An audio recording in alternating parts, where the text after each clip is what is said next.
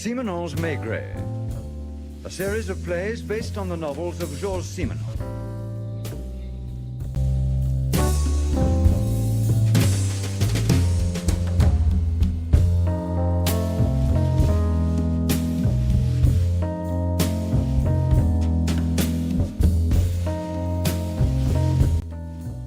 With Maurice Denham as Jules Maigret and Michael Goff as Georges Simenon.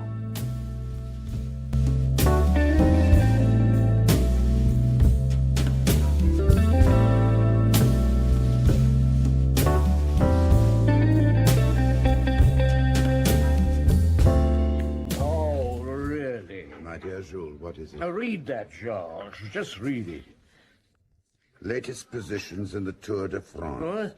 After the first stage of the race, the Belgians... No, not that. The report of the killing at the Porte d'Orléans. They got everything wrong. The name of the victim, the name of the street, even the name of the police inspector in charge of the case. You don't like crime reporters? Well, bad ones, no. The good ones, yeah. Rougeon, now. Rougeon, yes. Yes. There was a man worth his salt. Never printed anything unless he was certain of his facts. Or thought he was. Are you thinking of any particular case when you say that, Jules? You know exactly what case I'm thinking of, George. Maigret sets a trap.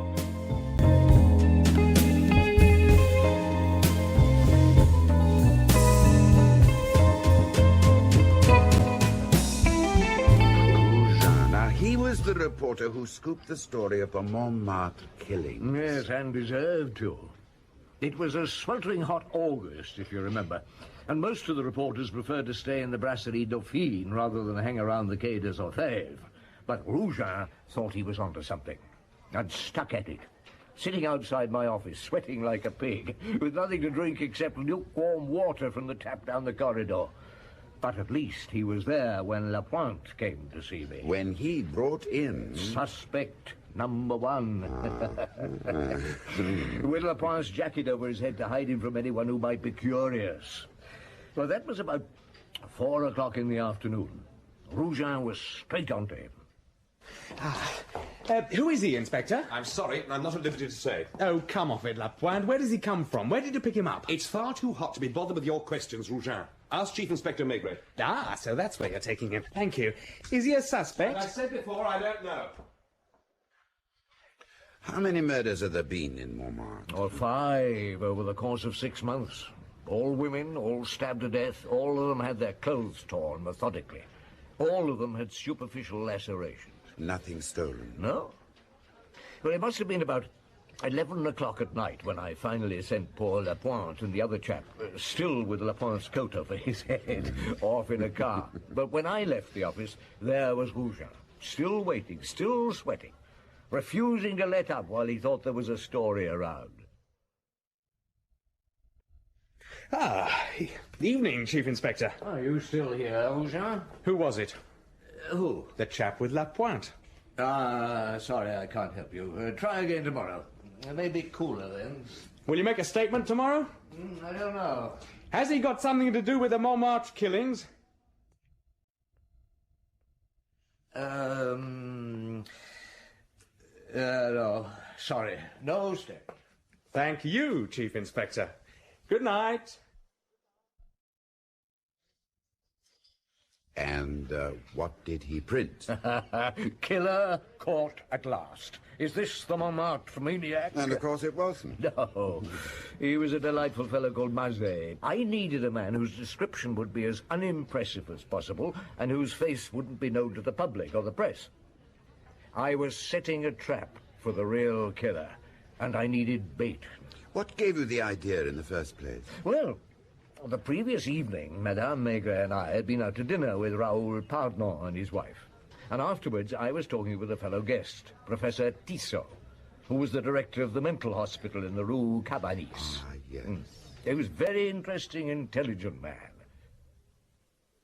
Doesn't your responsibility frighten you sometimes, Chief Inspector?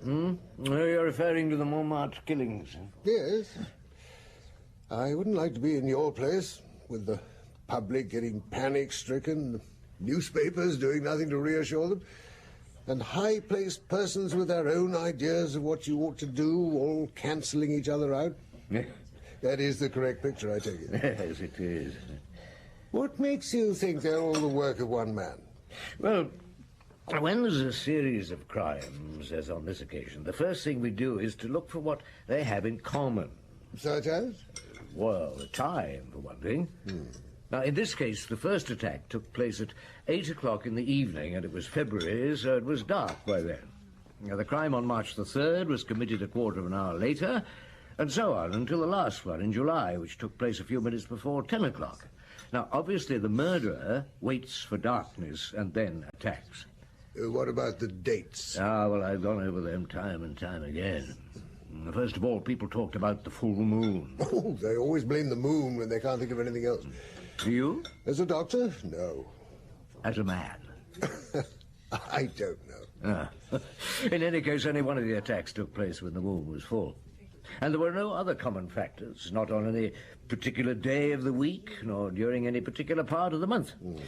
So we looked for something else, and the first constant that we hit upon was the district, Montmartre. Now, the murderer obviously knows that area well, and that's why everybody thinks he lives there. And that means everybody is suspicious of their neighbours. We've received hundreds of letters describing the strange behaviour of perfectly normal people. You said the district was the first constant. Yes, because the women all lived in Montmartre. They came from different parts of the country, and from the occupational point of view, there was no resemblance between them either. Prostitute, midwife, dressmaker, post office clerk, and a housewife. But they all lived in the district. Yes, but it's unlikely they knew one another. More than probably they'd never met. We checked to make sure they didn't all attend the same church, go to the same butcher, have the same doctor or dentist. No constant. None. So I looked at their photographs. You've seen them in the papers? Yes. Well, something suddenly struck me. Now, if you don't look at the women's faces, just their figures, you'll notice all 5 were shortish, rather plump, thick waists, broad hips. Well, it could be a coincidence, but I think it's unlikely. Well, you can't very well put a guard on every short, plump girl in Paris. Quite. Well, anyway, that's as far as we've got at present. You know the question that worries me most, Professor? This man is no longer a child. He must have lived for quite a number of years, 20, 30 or more, without ever committing a crime. Yet, in the course of the past 6 months, he's killed 5 people. Now, how did it all begin? Why did he suddenly change from a harmless citizen into a dangerous maniac? You know, Monsieur Maigret, a lot of lunatics or semi-lunatics are sent to me after they've committed crimes, and in nearly all of them I found a conscious or unconscious desire to assert themselves. Well, nearly all of them, rightly or wrongly, had for a long time been regarded in their own circle as unstable, second-rate, mentally retarded, and felt humiliation as a result. I'm convinced that the majority of crimes, which are said to have no motive, and repeated crimes in particular, are a manifestation of inadequacy, if you like. Oh, yes. Yes, that fits in with something I've noticed over the years. No? Well, if criminals didn't sooner or later feel the need to boast of what they'd done, there wouldn't be nearly so many of them in prison. It's a form of vanity, isn't it? Huh? Oh, I don't mean to say they give themselves away on purpose, but nearly always, as one crime follows another, they take fewer precautions, as though they were defying the police, defying fate. Right. Some have admitted it came as a relief to them when they were finally arrested. Yes. Tell me, Professor Tissot, what would happen if someone else were arrested and took the place of our killer? As it were, usurping what he regards as his fame. Well, your killer would have a feeling of frustration. And might kill again? Almost certainly. Professor, you've given me an idea.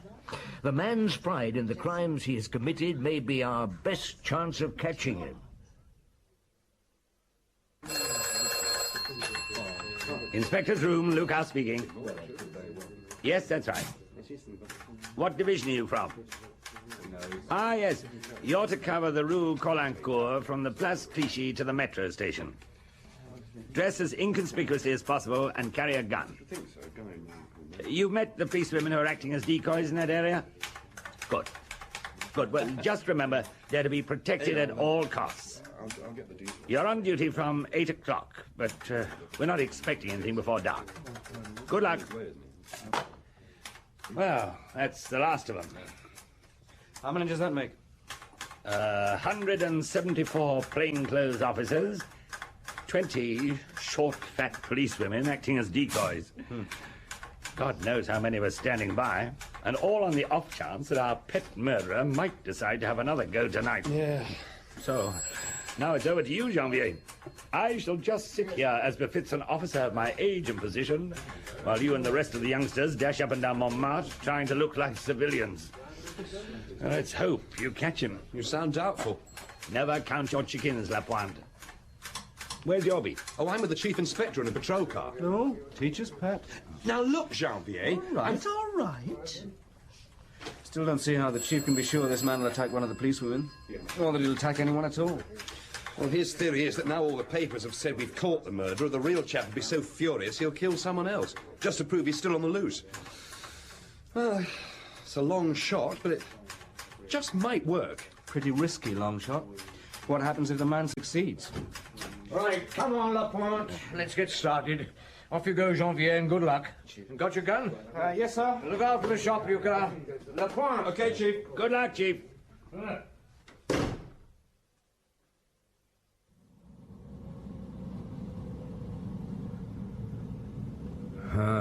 What's the time, Lapointe? It's 10:30, sir. I'm still as hot as ever. So far, nothing. Back to the Place du Tertre, driver, and then follow the same route again. Very good, sir. And when we get up there, Lapointe, go into one of the cafes and telephone Lucas. See if he has anything to report. Right, sir.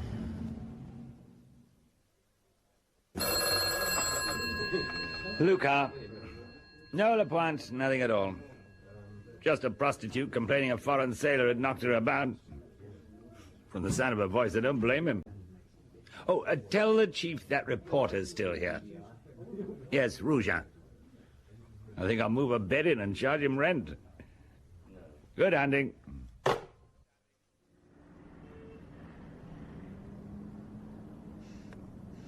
What's the time now, driver? 4 minutes to 11, sir. He's probably not even in Paris. Probably on holiday. By the sea. Brittany. Cooler than it is here. Why did I start all this? No reason, just intuition. And talking to Professor Tissot. And conceit. So sure I was right. So many people risking their lives. And the man with a knife. 11 o'clock. It's been dark for practically an hour. Nothing will happen. Just as well, perhaps. Well, there's no news, sir. Thank you, Lapointe. Off we go, driver. Same route, sir? Yeah. No, wait. Switch that engine off.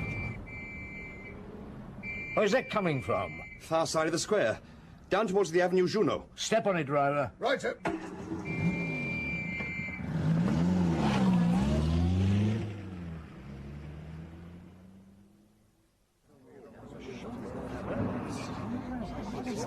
Stand back there, stand back. Now, you're the one who was attacked? Yes, Chief Inspector. Name? Policeman Jusserand. Ah, at least it was one of us. Are you hurt? No, sir, I'm all right. I'm just a bit shaken, that's all. What happened? Well, he came at me and I just couldn't hold him, I'm sorry. Oh, it doesn't matter. They'll catch him. He can't get far. I've got this, sir. Oh, what is it? It's a button. I must have torn it off his coat when I was struggling with him. Something. Now, I want you to give me as accurate a description of the man as you can. Well, it was so quick, and as you can see, it's pretty dark. Yeah, but do the best you can. Lapointe. Yes, Chief. Listen carefully to this policewoman's description of the man and get it circulated as quickly as possible to everyone in the area. Yes, sir. And then, policewoman Jousseron, I'll take you back in my car to the Quai des Orfèvres. Maigret. Janvier here, sir. Yeah? The chase is still going on. They surrounded a good part of the district. I'm in a cafe on the Place Constantin Pecker, and as I got here, I'm practically certain I saw the fellow running down the steps opposite. Well, you weren't able to catch up with him? No, sir. I got after him as fast as I could, but he had too much of a lead on me. Well, why didn't you shoot? I didn't dare, sir. There were too many people about. I might have hit one of them. But apparently, just before I got here, a man came into this cafe. He didn't stop for a drink, just made a telephone call and then went out. Well, nothing else? The barman said he was fair-haired, youngish, slender. His suit? Dark. My idea was that perhaps he rang up somebody who came with a car and picked him up. I don't think they're stopping cars with more than one person in them. Well, then tell him to. Right, sir. Well, there we are, Luca. The policewoman he attacked reckons he was about 30 years old, thin, looked like a gentleman, and she remembers when she grabbed his hand there was a wedding ring on his finger. Now, Janvier's just chased and lost someone who fits that description. Apart from the button, that's the lot. Any report on that button yet? Yes, sir, just come in. The lab says it's a good quality one, and from the piece of cloth still on it, the suit was of expensive material. Imported. Probably English. So they've given me the lists of cloth importers and button makers. Quite a few of them. Well, that'll give Lapointe and Janvier a nice little outing tomorrow. If we haven't caught our man before then. So after a late night, poor Lapointe and Janvier had to trail round hundreds of cloth importers and button makers the next morning. Well, not that many as it happened, Georges. For the first time in the case, luck was on our side. The second button maker Lapointe and Janvier visited recognized the button. Oh, yes. This comes from Mullerbach's at Colmar. Colmar? Do Mullerbach's have a Paris office? In this building, as a matter of fact, 2 floors up. Thank you. What exactly did you want to know? Did your firm make that button? Yes. Have you a list of tailors to whom you sold buttons of that kind? Of course. Monsieur Jean-Fils, will you look up the reference for this button and bring me the list of the tailors to whom we sold that type? There were 28 of them, and that was only in Paris. A sizable number. Quite. So Lapointe and Janvier decided to split the list in half and tackle 13 apiece, each clutching a part of the cloth torn by the policewoman from her attacker's suit. Was luck still on their side? Well, not quite so speedily, but eventually Janvier came across a tailor who recognized the cloth.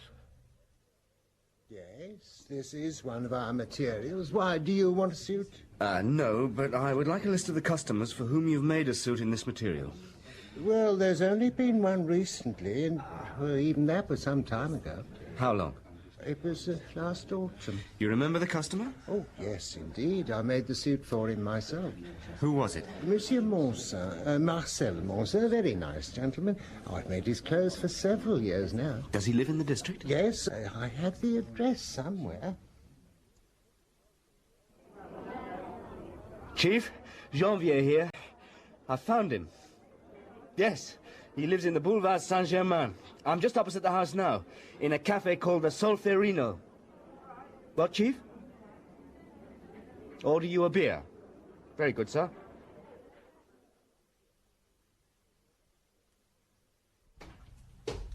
Oh, thank you for the beer, Janvier. Not at all, Chief. And congratulations on finding him. You're always supposing it isn't one of the other customers on one of the other tailor's books. Monsard seems to be the only one in this area. Yeah, where the murders took place. Yeah. Well, we'll soon know. Yes? Is Monsieur Monsin at home? I don't know. If you wait a moment, I'll go and ask Madame. What is it, Odile? 2 gentlemen who wish to speak to Monsieur, Madame. Yes? Is your husband in, Madame? Yes. But he's asleep. I must ask you to wake him. May I ask who you are? Judicial Police. I'm Chief Inspector Maigret. This is Inspector Janvier. You'd better come in. Thank you, madame. That will be all, Odile. Yes, madame. This way. Thank you, madame. I suppose your husband came home late last night. What do you mean? Does he usually sleep until this hour in the afternoon? Often. He likes to work in the evening, sometimes late into the night. He is an artist. Then he didn't go out last night. Not that I know of. If you'll wait here, I'll go and tell him. Thank you, madame. I wouldn't mind a flat like this, Chief. Work hard at your job and never question your superior, Janvier, and who knows. Yes, Chief. And on the other hand, you could marry a rich woman. I don't know any. He'll be here in a moment. Marcel is curiously shy in some ways. I sometimes tease him about it. He hates to be seen when he's just out of bed. You have separate rooms? So do a lot of married couples, don't they? Your husband works here? Yes, his office is through there, overlooking the boulevard. He works a lot? Too much for his health. He's never been strong. We should have been on holiday in the mountains now. We always go at this time of the year. But he's accepted a commission that will prevent us taking any holiday at all. Ah, here he is. I will leave you gentlemen alone. Thank you, madame. I'm sorry to have kept you waiting, gentlemen. I was working very hard last night on an absolutely vast house a friend of mine is building on the Normandy coast. Otherwise, I would have been up to receive you. I must apologize for being obliged to ask you some personal questions, Monsieur Monsin. If I can be of any help. To begin with, I should like to see the suit you were wearing yesterday. My suit? How extraordinary. Well, if you would care to come through into my dressing room... you must excuse the rather untidy state of the room. I was working until 2 o'clock this morning. That was why I was asleep when you arrived. The maid hasn't had a chance to clear up as yet. No, please don't worry, monsieur. Now, Chief Inspector, that is my entire wardrobe. The grey suit is the one I was wearing yesterday. I see. You got that bit of cloth, Janvier? Yes. Yes, sir. Now, last autumn, your tailor made you a suit in this material. Do you remember it? Yes, indeed. What has become of it? Someone standing on a bus platform burnt the lapel with a cigarette. You had it mended? No. I gave it away. I hate anything that's not perfect. Always have. Even as a child. I took it out with me one evening when I was going for a walk by the Seine and gave it to a tramp. Was this long ago? The evening before last. I see. Have you been married long, Monsieur Monsin? 12 years. I got married when I was 20. You're an architect? Architect-decorator. That means, I suppose, that you're an architect who specializes in interior decorating. Not exactly. Do you mind explaining? I'm not allowed to draw up the plans of a building because I haven't actually a degree in architecture. And you don't need a degree to become a decorator. Mm-hmm. Do you have a great many clients? I prefer having a few clients who trust me and give me a free hand, rather than a great many who would demand concessions. You were born in Paris? Yes. Whereabouts? At the corner of the Rue Colincourt and the Rue de Maistre. In Montmartre? Did you live there long? Until I got married. Are your parents both alive? My mother only. You're on good terms with her? My mother and I have always got on well. What was your father's occupation? He was a butcher. In Montmartre? At the address I gave you. And he died? When I was 14. And your mother sold the business, eh? She put a manager in for a time and then sold the shop, but kept the rest of the house. She has a flat on the 4th floor.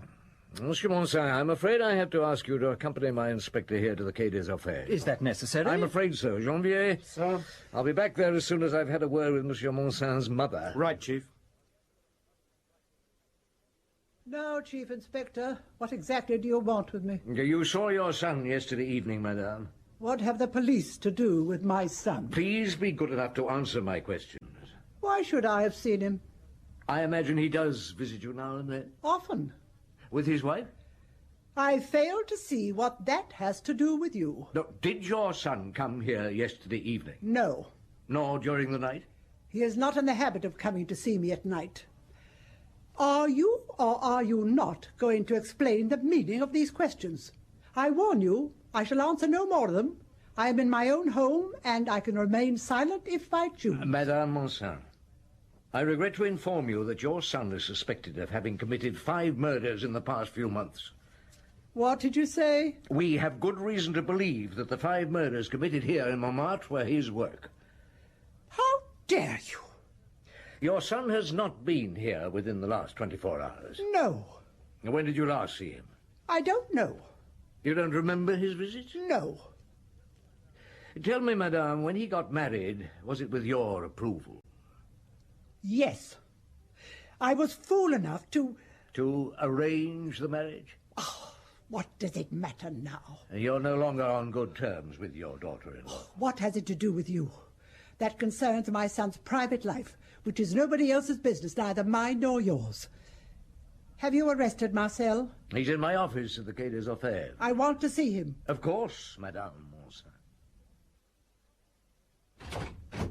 Monsieur Monsin, you have a visitor.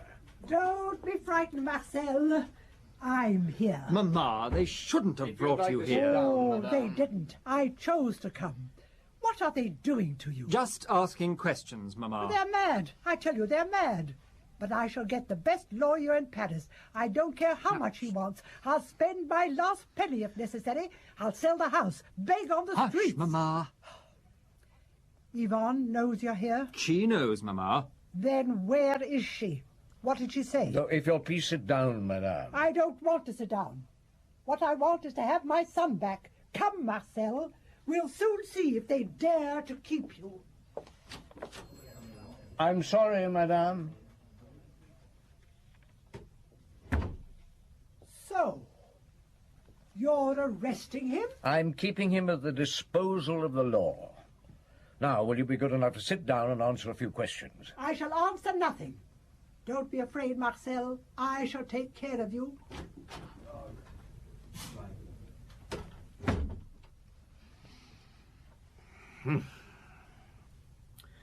Your mother seems to be very fond of you.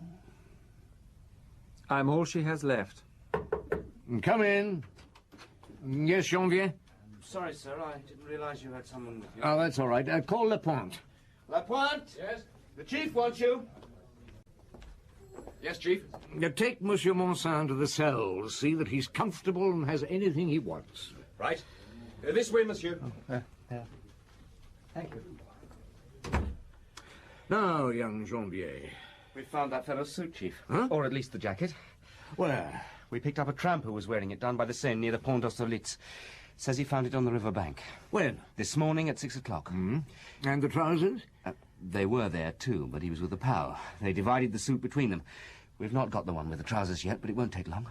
Is there a cigarette burn on the lapel? Yes, but I took it up to the lab, and Moët says that burn isn't more than 12 hours old. So, Monsin's story about it happening on a bus a couple of days ago is a lie. Ring Madame Maigret and tell her I'll be in for dinner tonight. Right, Chief. I'm just going to call in on Monsin's wife. Haven't you brought him back? No. You really believe it was Marcel, don't you? One day you'll see you were mistaken, then you'll be sorry for the harm you're doing him. You love him? He's my husband. Have you arrested him? Not yet. We're going to question him again tomorrow. What does he say? He refuses to answer. And you're sure you have nothing to tell me, Madame Monsin? Nothing. You realize, don't you, that even if your husband is guilty, as I have every reason to suppose, he will neither go to the guillotine nor to hard labour? I have no doubt the doctors will say he's not responsible for his actions. But 5 women have died so far. And as long as the killer, the maniac, call him what you like, remains at liberty, other lives are in danger. Perhaps tomorrow he may begin to attack the people around him. Aren't you afraid? No. You see, you believe he's guilty. I know he's innocent.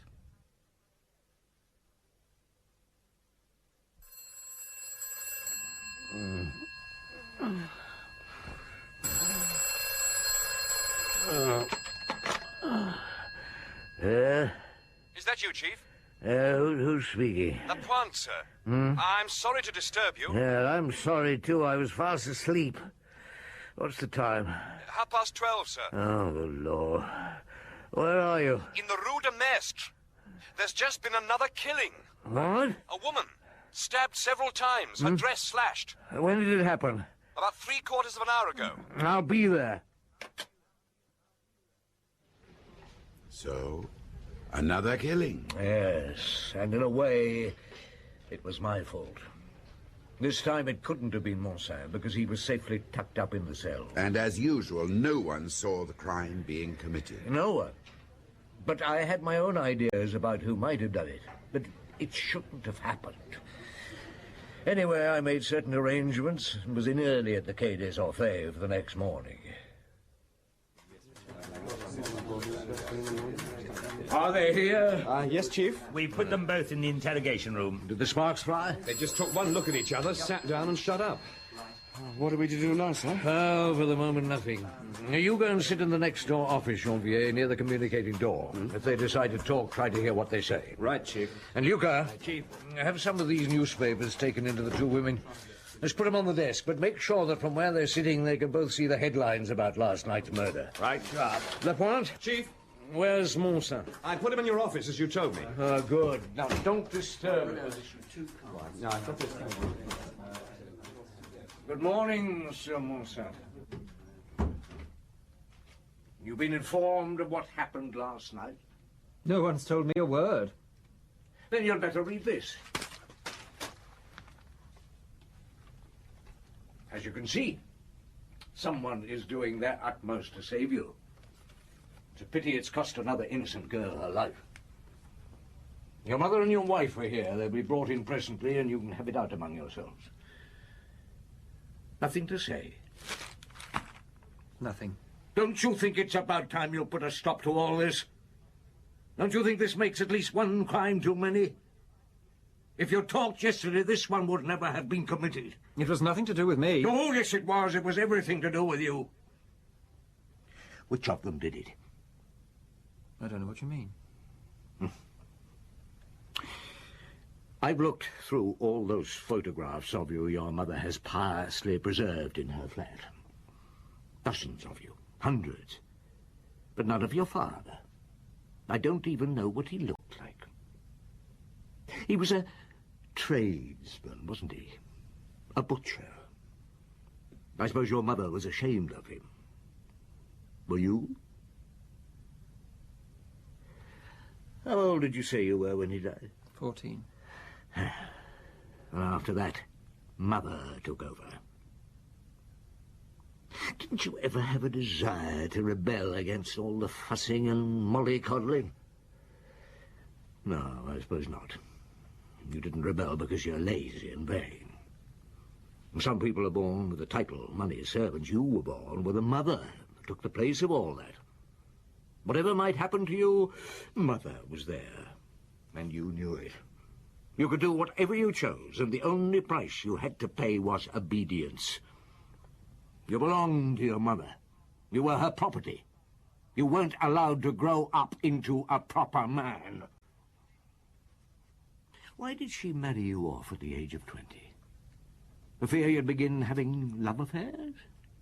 I have nothing to say. Have you ever had anything to say off your own bat, I mean? I don't imagine you married because you were in love. You're too self-centered for that. You married for the sake of peace, and perhaps to get away from your mother's influence. And then your wife turned out to be as possessive as your mother. Why didn't you rebel against her? Both of them were preventing you from being a man. Oh, I'm going to send down for a beer. Do you want one? I don't drink. No, of course not. How many times have you wanted to kill them? I don't mean the poor girls you've been attacking in the street. I mean your mother and your wife. You were the prisoner of them both, weren't you? They fed you, looked after you, spoiled you, but at the same time they owned you. You were their creature, their property, something they fought over. So, how could you assert yourself? Not in your profession. You were an amateur. No one took you seriously, that's clear enough. So how were you to assert yourself? You had to do something outstanding, something everybody would talk about, something to make you feel superior to the common herd. You couldn't kill the two of them, although I imagine you'd have liked to, because that would have been too dangerous. The search would automatically have led to you, and in any case there would have been no one left to back you up, flatter you, encourage you. But it was them, the domineering females, you resented. So it was females you turned on, in the street, in the dark, and then tore their clothes afterwards to prove what a man you were. You didn't rape them, of course. You weren't man enough for that. Lucas, send down for a beer, will you? Very good, Chief. One or two. Just one.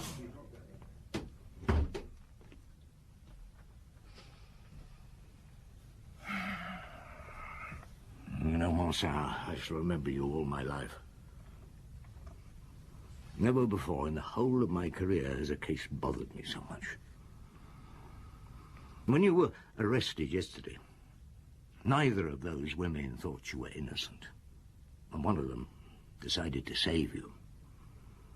If it was your mother, she had only a few steps to go to get to the Rue de Maistre. If it was your wife, it means that, on the assumption that we would release you, she was prepared to spend the rest of her life married to a killer. It could be either of them. The one who committed the murder knows what she did. The one who is innocent knows that the other is not. I wonder if she doesn't feel a certain jealousy. For years they've been competing to prove which of them loved you most, which of them possessed you most completely. And how could either of them possess you more completely than by saving your neck? Come in. Here's your beer, Chief. Oh, you drink it, Lucas. I'm going out for a breath of fresh air. When I get back, tell Janvier to bring the two women in here. You'll be glad to see them, won't you, Monsieur? You've been away from them both for a whole day. I don't know how you managed. Chief. Come in, mesdames. Please sit down. Shut the door, Janvier. Don't go. I shall need you to take notes. Right, Chief. Please. Now, I'm not going to try and deceive you into thinking that Monsieur has confessed. Well, how could he? He is innocent. No, madame. Whether he confesses or not, he has committed 5 murders, and you know it. Both of you.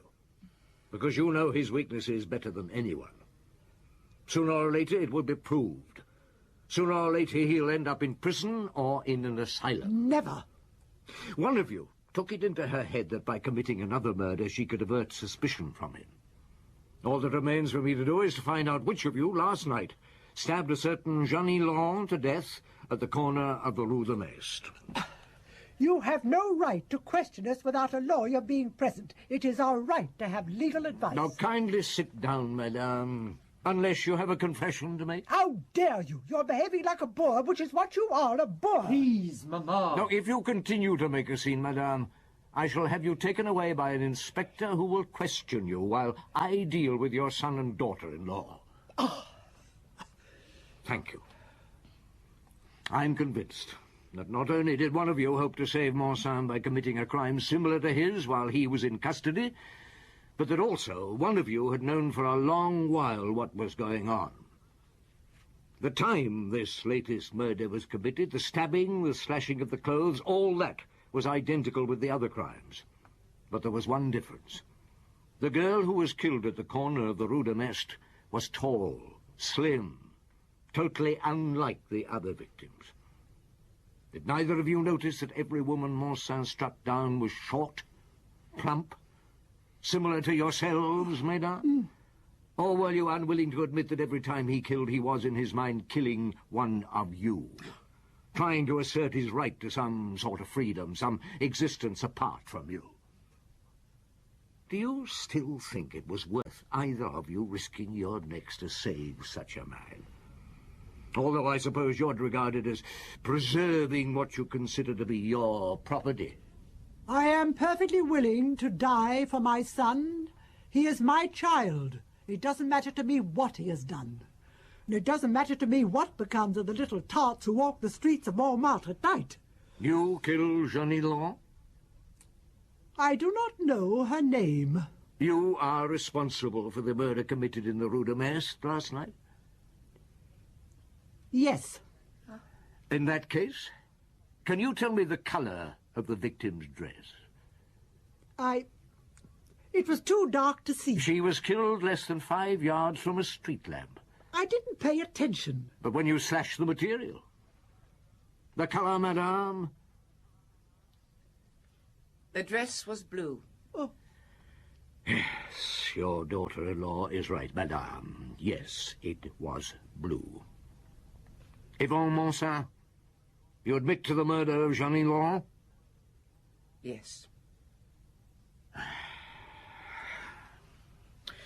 You finish it, Janvier. You know what to do. Right, Chief. I'm tired. I'm going home. Wouldn't you prefer to use the other doors? That reporter's still out there waiting for you in the corridor. No, that's all right, Janvier.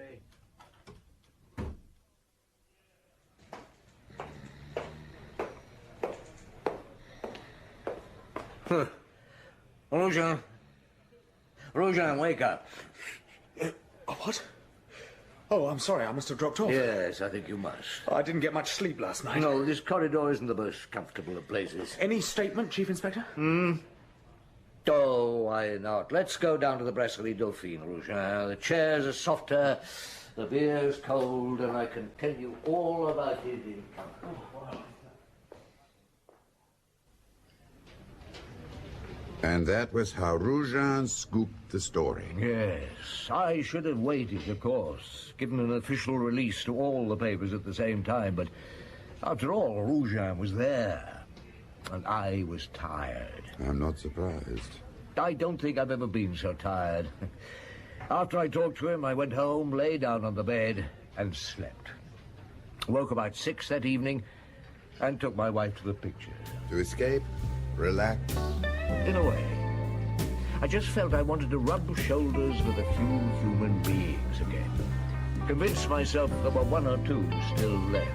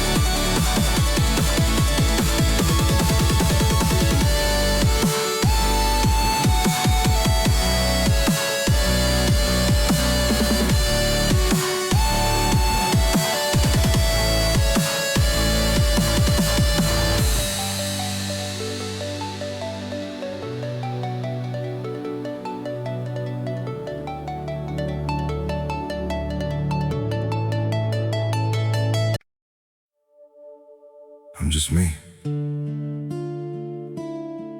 you're just you. But somehow, that's everything we need.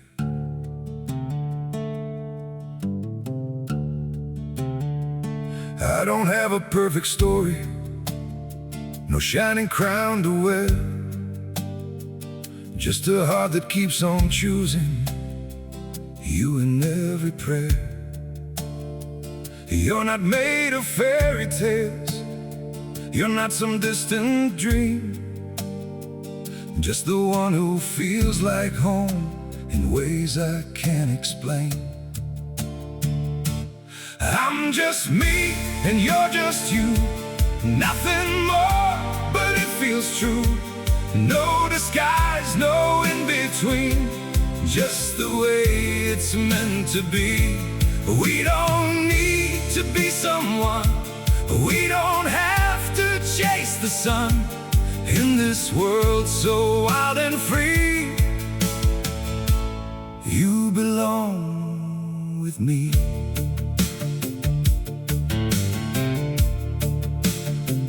We're not written like a story people talk about for years, but in every quiet moment, you're the one I feel so near. I'm just me and you're just you, nothing more, but it feels true. No disguise, no in between, just the way it's meant to be. We don't need to be someone, we don't have to chase the sun. In this world so wild and free, you belong with me. Maybe we're not perfect, maybe we don't shine, but if you stay beside me, then everything is right. I'm just me and you're just you, still somehow we make it through. Every road and every sea leads you back to me. We don't need the stars above, we already have enough. Simple hearts, one destiny. You're the one for me.